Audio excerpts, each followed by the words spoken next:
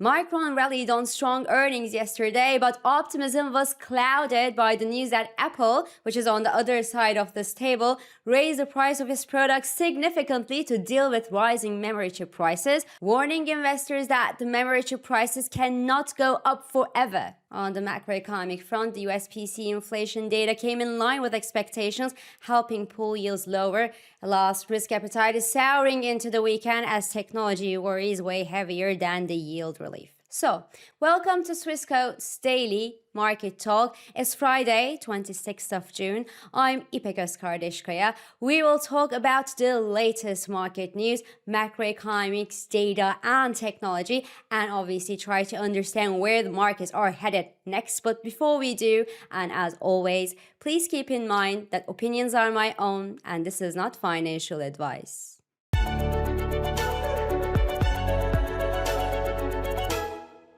This show is brought to you by Swissquote. So released yesterday, PC inflation numbers in the US confirmed the heating price pressures in the United States. The monthly figures came in line with analyst expectations. We saw an advance of more than 4% for the headline PCE number and a rise to 3.4% year over year in May for the core figure. But because the figures were pretty much in line with market expectations, the US yields fell following the data release. The US 2-year yield, for example, that best captures the Federal Reserve rate expectations, pulled to nearly 4% mark, down from past 4.20% at the beginning of this week. And note that the pullback came despite a rebound that we saw in oil prices yesterday on news that a ship was attacked in the Strait of Hormuz. That rebound in oil prices, however, remained short-lived, happily, as US crude is softer again this morning, consolidating around the $70 per barrel level,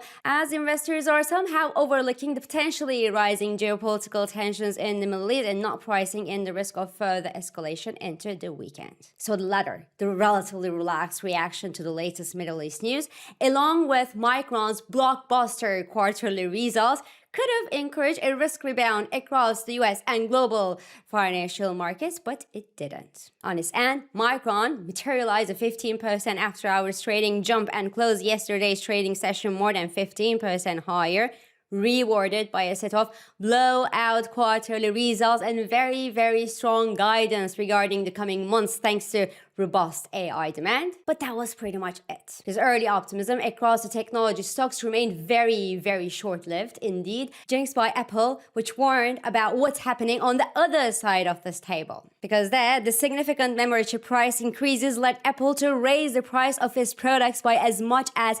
25%. In reaction, Apple's stock price tanked more than 6% yesterday as investors feared that the higher prices would decrease demand for Apple's products, hence price increases may not counter the squeeze in profit margins. Other device makers like Dell, HP and Lenovo also lost between 4 to 5% in reaction, while Samsung in Korea is down by more than 8% at the time I'm talking here this morning on worries that the massive rise in memory chip prices will end up hitting the wall sometime down the line. As such, the Korean Kospi Index is having one of these days today, an 8% fall on the index level, a halted trading session due to a very aggressive sell-off and unbelievably high volatility also on the index level, guys. Over in Japan, Nikkei is down by more than 3% as well on the back of the same souring sentiment regarding technology stocks. SoftBank here, which is a proxy of the AI trade, is down by 13% at the time I'm talking here,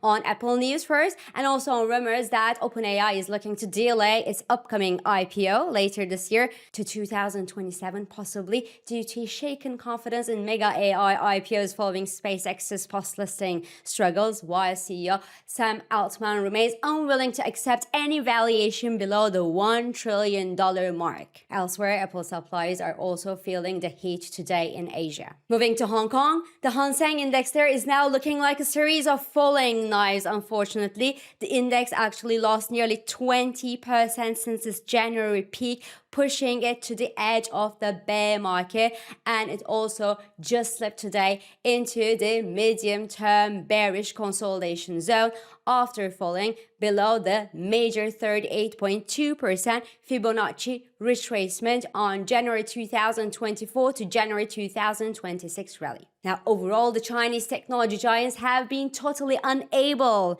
to benefit from the Iran war-led technology inflows into other technology names in the US and Japan and Korea and Taiwan, for example, and that for several reasons. One, the strong competition among Chinese technology companies is weighing on their profit margins, and investors hate that. Two, the consumer sentiment in China remains very, very poor, limiting appetite for Chinese markets altogether despite strong technology-led exports. And three, the latest news that Alibaba, for example, may have copied clothes model sure doesn't help. Alibaba, for example, is down by almost 5% in today's trading session in Hong Kong and has lost half of its value since October 2025 peak, the peak of the latest rally that was bolstered by the arrival of the DeepSeek model earlier in 2025, remember. Now, lack of appetite for Chinese equities is nothing new. Chinese companies should convince global investors that they are capable of transforming their technology advance into profit to attract funds,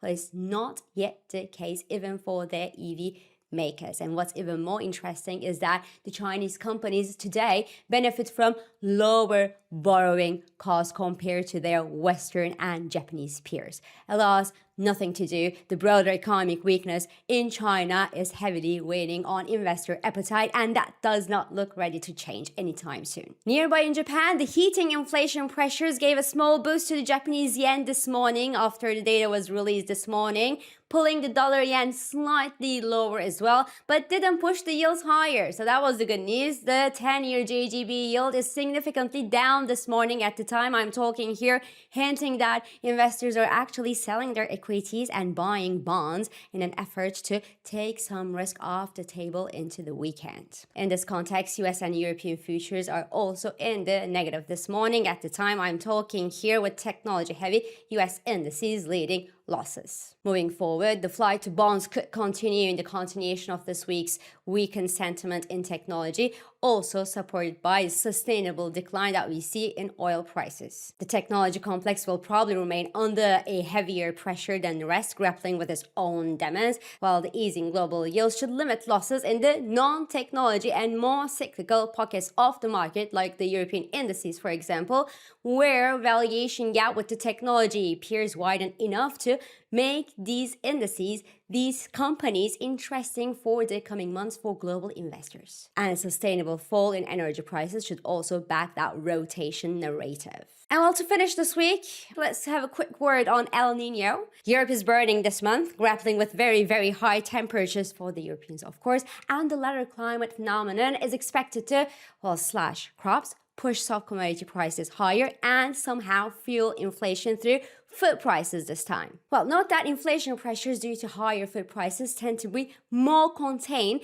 than inflationary pressures coming from energy prices. That's because higher food prices hit a number of sectors, while higher energy prices hit almost all sectors. And because the central banks overlook the highly volatile food and energy prices when they make their monetary policy decisions, El Nino, and even a super El Nino, which looks like the one that we are having this year, wouldn't necessarily have a material impact on monetary policy decisions, hence shouldn't have a material impact on yields either. On the contrary, any economic weakness due to El Nino could further help easing global yields and provide support to the market. But if the global risk sentiment sours and technology road steepens, even the non-technology pockets of the market may not provide a solution to investors who are today willing to reduce their risk exposure, especially to technology stocks and to global financial markets, maybe altogether. So in summary, we could be entering a period of flight from technology to non-technology pockets of the market, and eventually from equities to bonds with an uncertain risk appetite as we enter the hot summer months.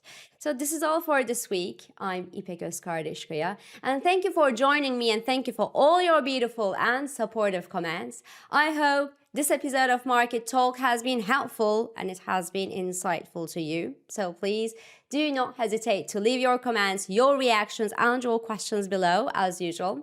Follow us on Instagram, on X, on LinkedIn, but also on WhatsApp, Threads, Telegram, and Blue Sky for regular market updates.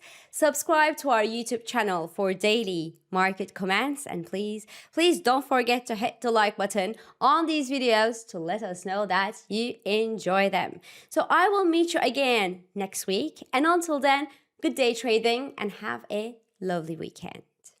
Trading and investing carry risks, including capital loss. CFDs in digital assets are volatile and not suitable for everyone. Swissquote assumes no responsibility for accuracy or losses from its use. Products and services are offered only where legally permitted.